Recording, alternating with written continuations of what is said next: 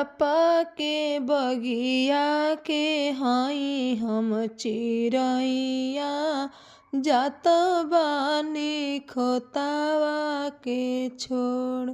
आरे होते सवेरे पापा करी है विदैया, अखिया में भरी भरी लोर।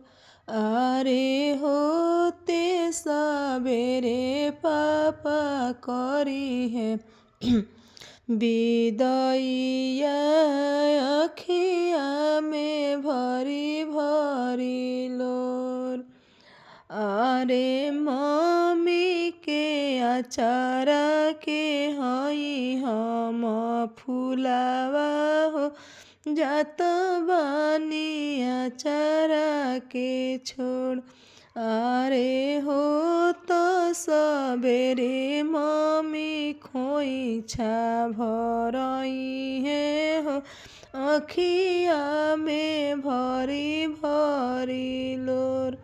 आरे भैया के पगड़ी के हई हम सनावा हो, जात बानी नैहर के छोड़। आरे होते सबेरे भैया डोलिया चढ़ई हनी, अखिया में भरी भरी लोर। हम लोग गायिका विभा पांडे, बक्सर जिला से। अगर हमारा वीडियो अच्छा लगी तो लोग एक लाइक जरूर करब जा, कमेंट में बताएं जरूर लोग कैसन वीडियो चाहिए।